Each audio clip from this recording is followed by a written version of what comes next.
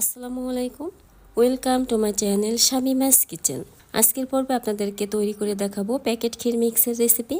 আপনারা হয়তো অনেকেই প্যাকেট ক্ষীর মিক্সের সাথে আর কী কী ইনগ্রিডিয়েন্টস দিলে ক্ষীর মিক্সের টেস্ট আরও ভালো আসবে সেটা হয়তো অনেকেই জানেন না।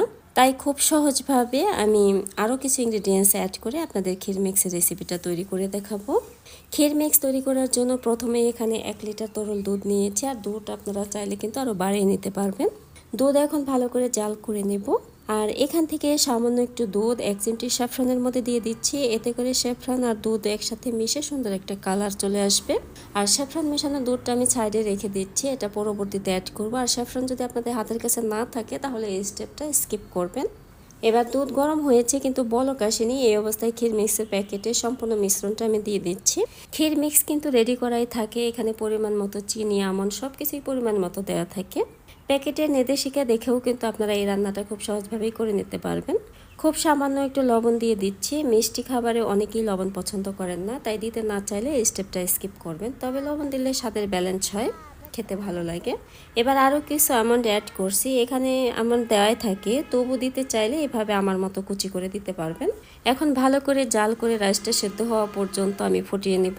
চুলার আঁচ কমিয়ে রান্না করতে হবে, আর মাঝে মাঝে নেড়ে দিতে হবে, না হলে নিচে লেগে যেতে পারে। এখন রাইসটা অনেকটাই সিদ্ধ হয়েছে, পুরোপুরি সিদ্ধ হয় নাই। এই অবস্থায় আমি স্যাফরন মেশানো দুধটা দিয়ে দিচ্ছি। এখানে আপনারা চাইলে স্যাফরনের পরিবর্তে অরেঞ্জ ফুড কালার দিতে পারবেন, আবার চাইলে অরেঞ্জ ফুড কালার অথবা স্যাফরন দুটোই যদি হাতের কাছে না থাকে তাহলে স্কিপ করবেন। এখন দিচ্ছি কাজু বাদাম স্বাদ মতো। কাজু বাদাম আমি কেটে দিব না, এভাবে আস্তই দিব, আর আমার কাছে এভাবেই ভালো লাগে। আর আপনারা চাইলে কিন্তু কাজু বাদাম ঘির মধ্যে হালকা ভেজে তারপর দিতে পারেন, তাহলেও কিন্তু অনেক ভালো হবে। আর শেষের দিকে আমি এখানে 1/4 কাপ গুঁড়া দুধ দিয়ে দিচ্ছি। এই দুধটা চাইলে প্রথম যখন দুধ জালে বসিয়েছিলাম তখনও দেওয়া যাবে, আবার চাইলে শেষের দিকেও দেওয়া যাবে। আর খুব আলতো করে দুধটা মেশাতে হবে, না হলে রাইসটা কিন্তু গলে যাবে। আর রাইসটা একটু শক্ত থাকা অবস্থায় এই দুধটা মেশাতে হবে, তাহলে রাইসটা গলে যাবে না।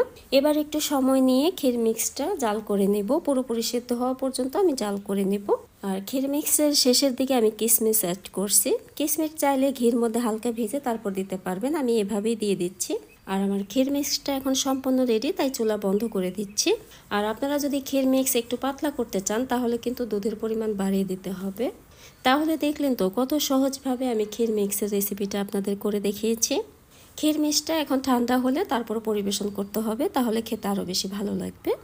উপর দিয়ে আমি আরও কিছুটা স্যাফরন অ্যাড করেছি দেখার সৌন্দর্যের জন্য। আর আমার আজকের ক্ষীর মিক্সটা দেখে হয়তো বুঝতে পারছেন কতটা লোভনীয় এবং পারফেক্ট হয়েছে। আর আজকের ক্ষীর মিক্সটা খেতেও অসাধারণ হয়েছে, আর খুব ঝটপট করে তৈরি করে নেওয়া যায়। আবার আপনারা চাইলে কিন্তু এই ক্ষীর মিক্সটা যে কোনো ফ্রুটস দিয়েও সার্ভ করতে পারবেন, যেমন কলা, উপর দিয়ে কলা দিতে পারবেন, আনার দিতে পারবেন, এগুলো দিলেও কিন্তু খেতে আরও ভালো লাগবে। বরাবরের মতো আমার চ্যানেলে যদি নতুন হয়ে থাকেন তাহলে অবশ্যই আমার চ্যানেলটিকে সাবস্ক্রাইব করে দেওয়ার জন্য অনুরোধ রইল। সেই সাথে পাশে থাকা বেল আইকন প্রেস করে রাখবেন পরবর্তী ভিডিওর নোটিফিকেশন পাওয়ার জন্য। পরবর্তীতে আবারও কোনো ইউনিক রেসিপি নিয়ে আপনাদের মাঝে খুব দ্রুতই চলে আসবো। আর ভিডিওটি সম্পূর্ণ দেখার জন্য আপনাদের অসংখ্য ধন্যবাদ।